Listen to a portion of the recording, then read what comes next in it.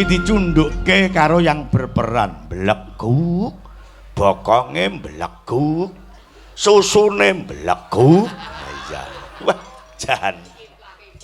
Liyane lho ora tegel muni ngono lho dalang siji iki yo tenan lho. Lah nek jenenge susu arep jenenge canggehi ora malah dikepruki wong. Ora tambahi pisan, Kas. Apa? Anune blekku. Lah iya. Lah anune ra ero aku. Sapa sing muni gudi? Ditekno semene mbane digoleki ya kuwi kok. Ah, Ada iya. tambahno Mas, niki Mas. Cek. Wilujeng dalu Ki Minto Darsono. Nggih, wilujeng dalu Mbak Lucy Brahman. Nggih. Itu sedaya. Ning Rodok Sulaya. Sing digoleki ya rada Sulaya kuwi ya. Wilujeng dalu kula aturaken dumateng tuan rumah khususipun Bapak Siman. Siman niku lek enten artine basane wong Ponorogo, Siman niku dalam arti bahasa artine niku piyai yang penuh kelembutan. Garwane sinten? Oh Ibu alah, Bibit. nggih. Ya pas no. Jodoh pundi Pak Siman pundi? Pundi? Endi? Masa mantenan yang buri karo lek Bibit. Lah cocok ta Pak Siman kalih Bu Bibit dadi bapake niku ta sing anu rasane batik niku ta. Sanes. Sing soklat niku lho, Mbak Wah Lucy. etok. Nggih, pokoke sing piyai kakunge sabar. Heeh. Pundi? Oh niki Bu Bibit.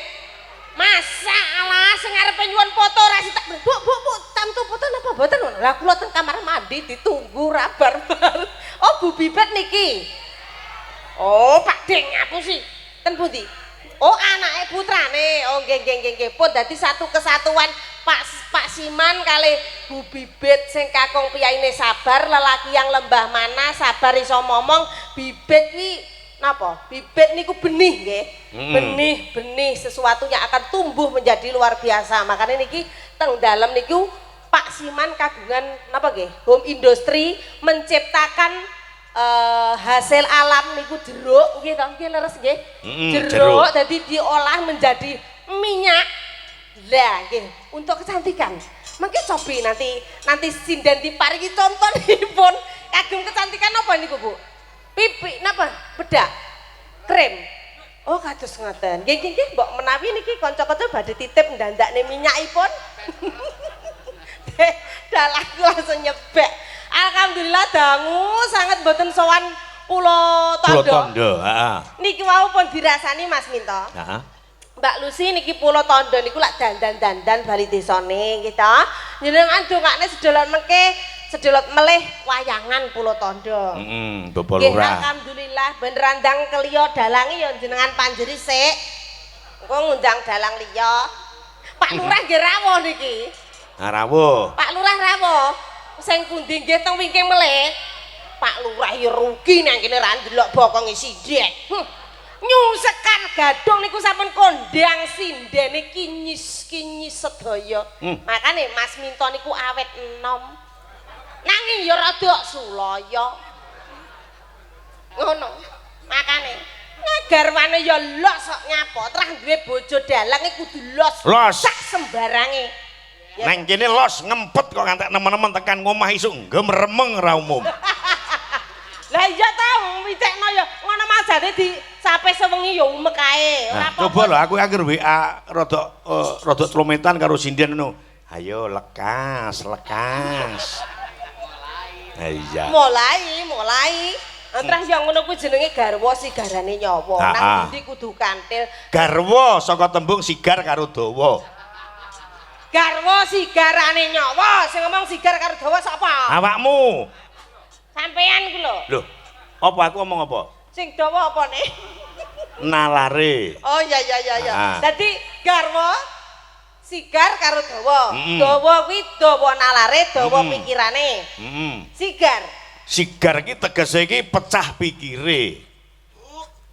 Oh, sampe nyamri uduk. Apa lek uduk? Sigar tengere pecah nalare. Pecah dase. Ora iku lek disawuri tenanan mesti nek gladur. Mergo ora tau prei lho niki ten griya ora tau ketemu garwane. Dak.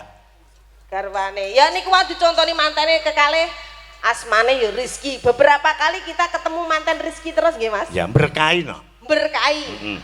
Rizky wis artine ya wis ngerti dhewe rezekine lancar. Asma Kinarya Japa. Asma Kinarya Japa. Dadi selamat mendhepu yudo baru kagem Mas Rizky kalian kegarwa mugi-mugi saged atot runtut kadya mimilan mintuna. Lek Lucy iki tegese apa? Lucy ke isi. Sing ngomong sapa? Giri Lucy ki suket. Jare sapa? Giri ki Lucy. Ya giri ki gunung, Lucy ki suket. Mula suketmu ya ora umum. Suket gerinting. Wah. Lah tapi sukete ora iso metu mergo dipangan sapi Brahman. Ngono lho, Dik to. Minta men ke Sulaya. To ke ora to. Dadi ki gendenge wis nemen. Lho, sik. Lek gendenge wis nemen. Sampeyan Sampeyan kok ndak melu wong gendeng apa? Ngapa? Lek ngerti aku ki gendenge wis nemen sampeyan kok gelem melu wong gendeng. Lah iya nyapa? Nyapa aku melu wong gendeng ya? Berarti lek ngono, aku ya ora kutok nek sing gendeng ora kutok. Lah kuwi sing nabok ku ya gendeng no? Lah iya lho wong gendeng kok ditekakne ning kene. Ya ora mek sing nabok tok. Sindekne barang kuwi. Wis sindekne penontone barang ora wong gendeng kok didelok. Lah berarti ras penontone tok no? Lah iya lho Mbah Siman wong gendeng barang kok didelok. Berarti Mbah Siman ki ya melu. Ayo aja salah lo ya. Mbak Siman melu apa? Ya melu gendeng wong gendeng dilumpukne. Mbak Siman niku piyai kang bijaksana. Anane wong gendeng-gendeng dilumpukne ditanggap. Heeh. Nggih ta? Iya. Prayogine kula mengke nggih kudu kenalan kali Mbak Siman. Saya tuh pengen memamerkan produk asli lokal daerah nggih. Niku wae produksine beliau mengke diaturne. Tapi sakderenge diaturne pambuka satu lagu dulu nggih. Iki sik tak wacane ya. Monggo. Dari Bu Lurah Badriah. Minta lagu pepiling wis tak aturke Jogja Istimewa. Ugi pamundhut dalu menika saking Geng Makarya kula nyuwun gending podang kuning gubuk asmara. Kula nyuwun ingkang nyekar Jeng Lucy Brahman. Saking kula Mbah Markam. Ya.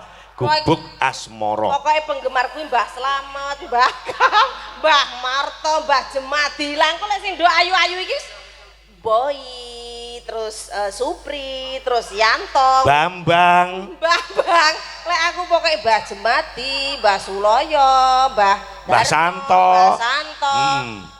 Mbah Santo ki wis kadung telepon pipit. Ora diangkat yang ngamuk. Nah, Mbak Lucy. Dalem. Iki disuwun pepundhene dhewe Bapak Markam diaturi jemeneng tembange gubuk asmara. Sampan bawa dhisik digandrung mengko ditayubke gonggominan Tulungagung Bapak Markam ben beksan. Napa Mbah Markam niki nyedaki jenengan pas rawuh wau? Karo Mas Wawan mau. Aku wis apal niku wis Mbah Markame mulai awakku sik nyinting sampai saiki jebrot Mbah Markame setia.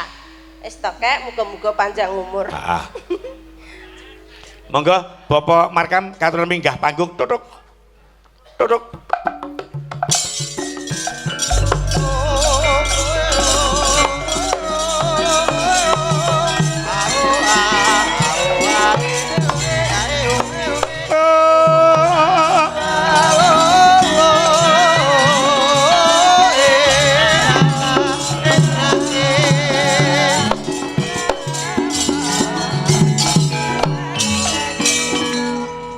Sehat, Mbah. Duwe garwa terah rangalane penak kaya Mbah Markam ngene iki. Tak tinggal nyinden ning endi-endi ya ora sing lirik. Iki biyen aku sih Joko wis kepareng ditimbali sowan ning daleme Bapak Mbah Markam lho, Mbak Lucy. Pala videone kula kalih Mbah Markam wonten joget ayo ora gelem medhon kek. Nggih. Sehat nggih, Kong? Nuwun sewu dumateng Bapak Ibu segenap penonton utawi segenap undangan. Gak krungu di sapa. Ingkang kula hormati. Nggih, ingkang kula hormati. Sampun kirang pangapunten kula tiyang sepuh munggah sasana kepanggungan. Alah mboten napa-napa. Kok kula ngirangi unggah-ungguh Subasita sopan santun mboten. Mboten santun mboten tumut sing ganteng. Nika ngregengaken swasana kadang kula sepuh panjenenganipun Bapak Siman Injih pun to nyanding sinden nggih to niku marak Sepuh niku mung umur Mbah Markam ning lek karep ora beda kaya bocah nom. Agen pun tapi darmane yang sepuh mantu putu. mboten piro Pak. Mantu putu. Nggih mantu putu. Mantu putu. Nggih nggih. Pun to kunci awet enom. Niku mboten sah ngitung umur, loro mboten sah ningali KTP. Nggih, pun. Ya. Nggih, Kang nggih. Sampun. Mugi kula pojekne kakung sehat, Amin. panjang yuswa. Amin. Nggih, atos-atos mengkilek kondur. Pun sakniki beksa nggih. Nah, dibawani sik dirayu Mbah Markam. Bawane apa? Pucung meneh. Iki kok anu dawahke lagu napa? Yo, Apa mau? Gubuk Lagu- Asmara. Gubuk Asmara, ya ta. nah iki pundhutane Bapak Markam dhewe kok iki. Nyingkar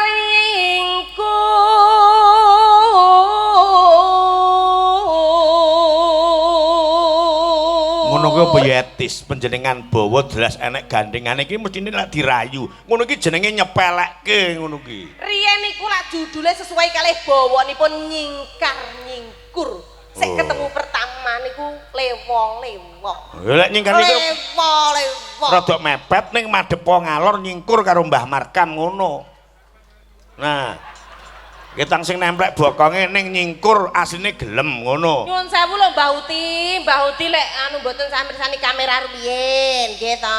Mbae tak sanding kok ben ilang encok pegenure mati kadas lan kurap.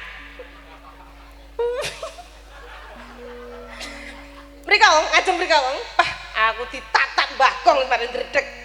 Wiwi tani digandrung-grung. Nyingkar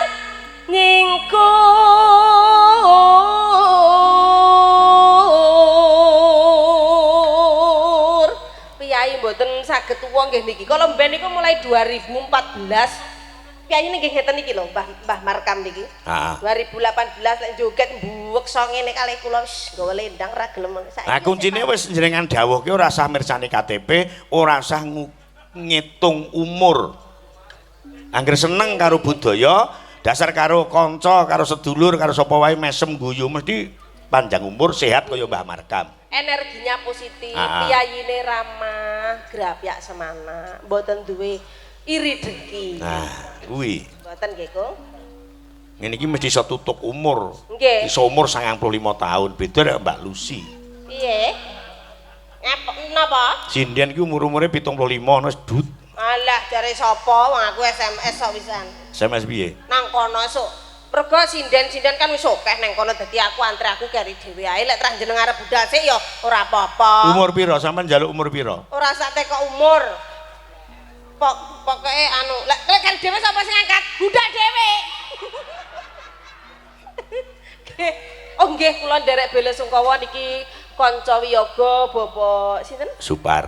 Bapak Supar, masyaallah nggih, masyaallah. Niki kanca-kanca sing lawas-lawas mulai Mbah Supar, terus sing pira swara nika sinten? Pak Dene Mas Kamiran, Mas Kamiran, terus Pak Dene Pak Eko nika? Mas Leke. Mbah Gondo ya Allah. Kula niku teng mriki ternyata sampun 15 tahun. Karo gendakmu. Wonten Tulungagung niku anu ya pacarku apa? Pak Dene sapa sing ngendang? Naryo. Pak Dene Naryo. Bah, jan niku.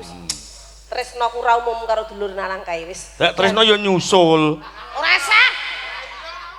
Lah jarene Tresno iku kurane nyedhek yo nyusul lho. Lah Tresna sebagai kadang dulur ning kono ndek ora duwe telepon kok Ning piye? ndak mbok perjelas kaya ngono kuwi. Ning kono ora duwe telepon, jarene omonge arep goleki sing cedhek-cedhekan ae. Lek lusiat musul-lusine Ponorogo kaduan.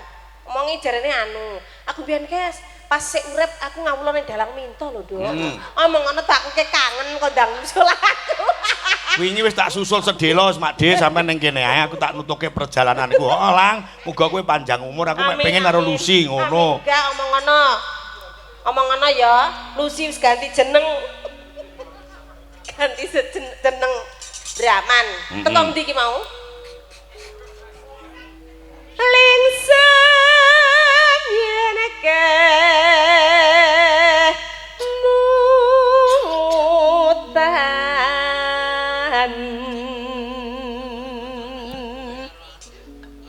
lalampahan kang kahuri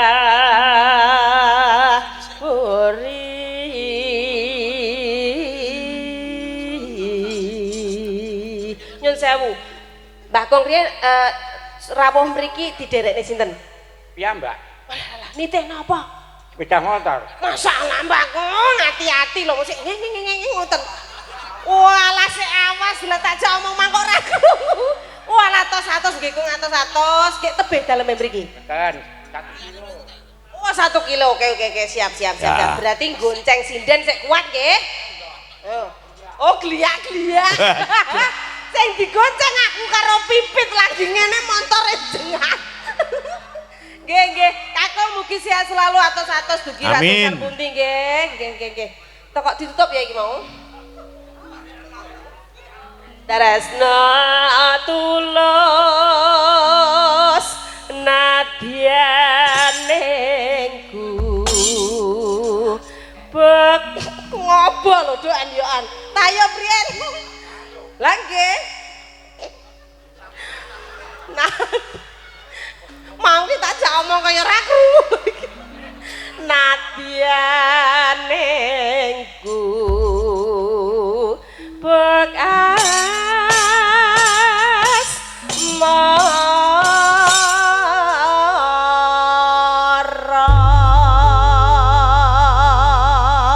monggo buka celuk tinampen gamelan komplit langsung gonggominan yuk dados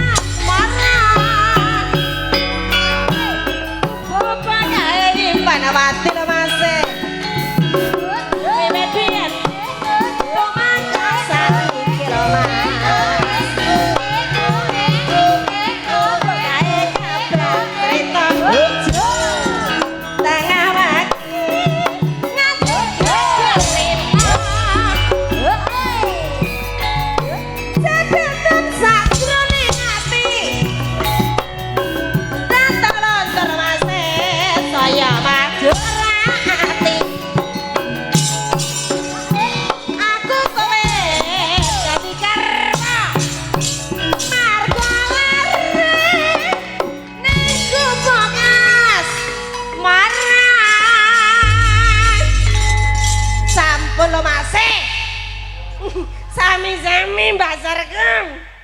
Nah, Tos pundi Mbak Ngene Sarkem iki. sampun marem penggalihe nggih.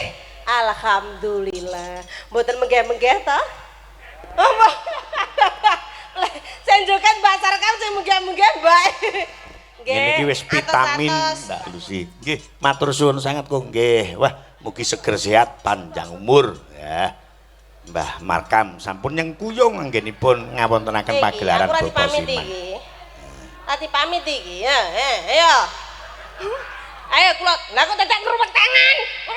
Ayo tak tuntun. Atas. Awas. Nih, ngono ku lho. Nah, Biar tembang ngono yang kedua sing rada mares, Mbak.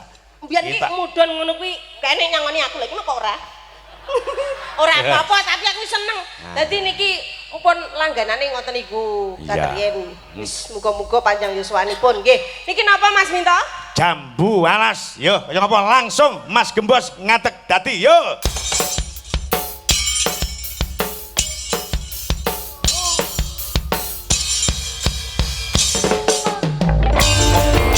Sekar Kadang Indonesia.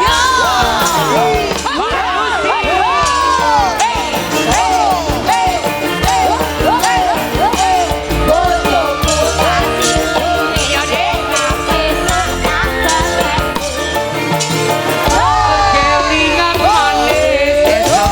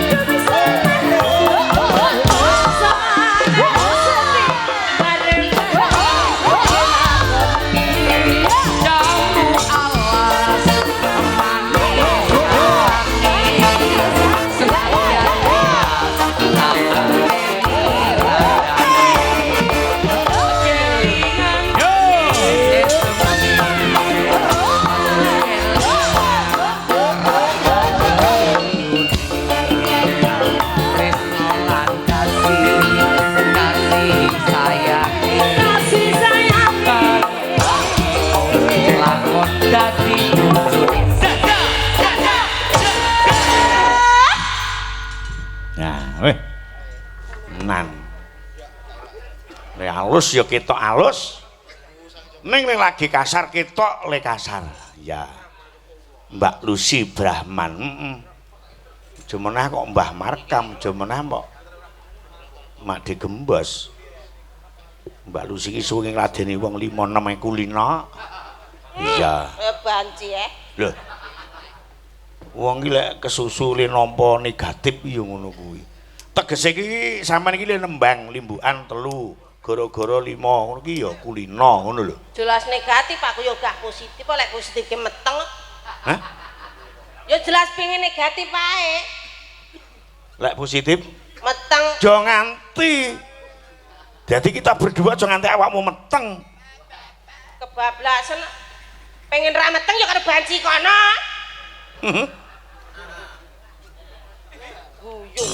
Lek banci iki dudu garap aku. Garapane le ngendang kuwi.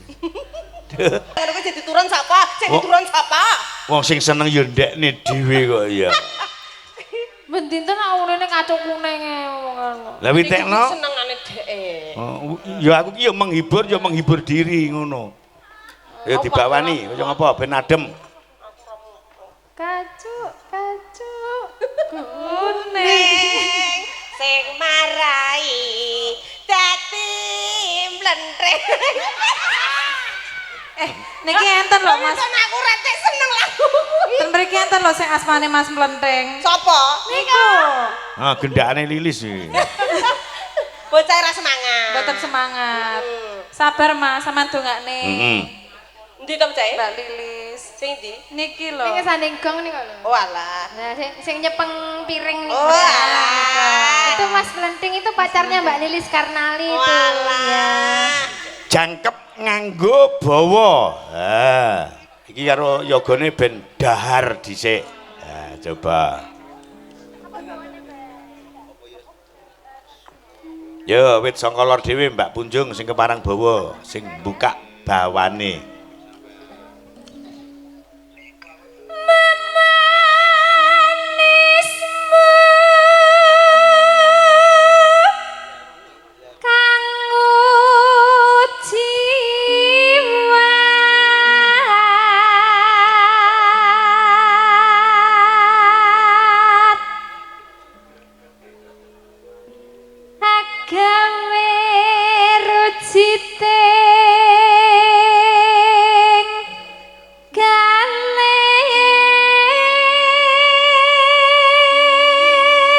Katur Pak Imam sing meet in saka Tegarjo lenggah ning Pulau Tondo uga Mas Roji ya.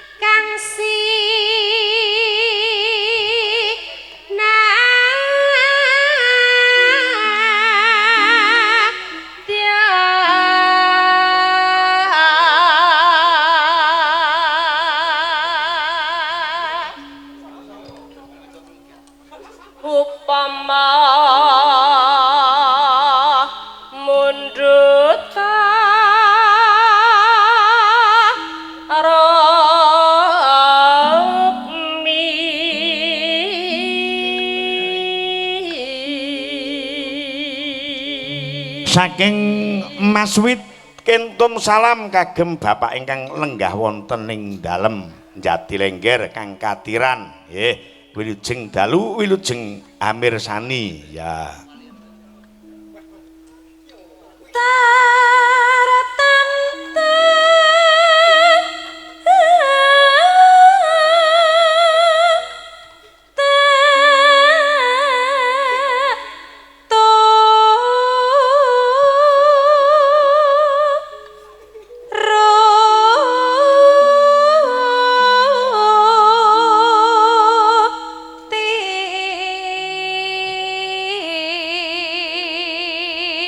Sebagai istri solehah ndak boleh nolak, harus selalu tak turuti ya. Ibarat wong numpak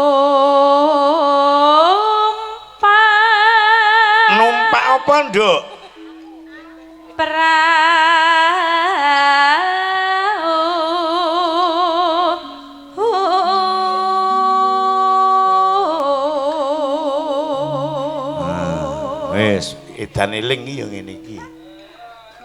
Adaan ora tahu kok jujur numpak perahu ndak. Biasanya nih kok kula kelingan tahu, Pak. Ora, kowe biasane ra ngono. Napa? Numpak aku ngono. Oke. Wong dengaran bengi iki numpak perahu. Jare kon Nita.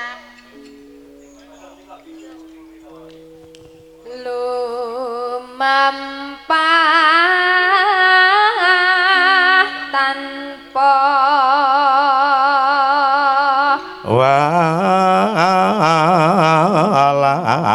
Walah ing madyane jala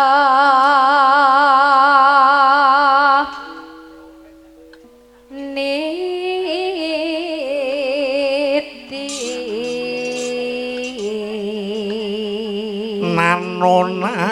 nano iya Tambah kencing. Biasanya ditutup mriku lho. Tambah kencing. Sapa sing nutup kene? Sapa sing ngomong nutup kene? Buka kan sing nutup jenengan. Ra sudi. Mbok Sudi. Gak, aku buka tok nutup urusane kono. Jeng ngoten niku jenengan mboten tau jawab kok gelem buka ora gelem nutup. Lah iya, kulino kuwi. Ben dirubung laler ya Ben. Anjeng geng.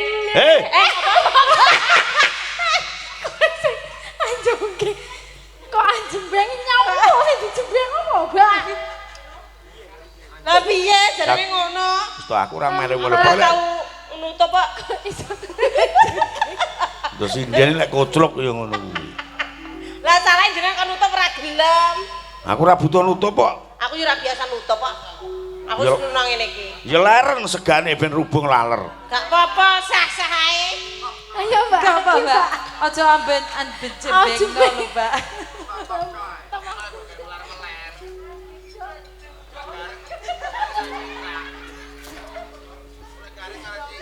Ayo kene Mbah Yun. Iki gara-gara sawape pacarku mau lho. Kok iso ya lambe karo atine ra padha. Ya kudune wong iki pupuk pudak sinumpet. Nah, Napa niku? ya njabane ya jerone. Nggih. Ladi iki utusaning ati. Lah iya ya ora aja selak karo batine. Ya para, Pak? Iya, para. Iki babakan apa to? Ora roh. Ayo, Pak. monggo. Temah gunjing Anggenjang ning pagulingan.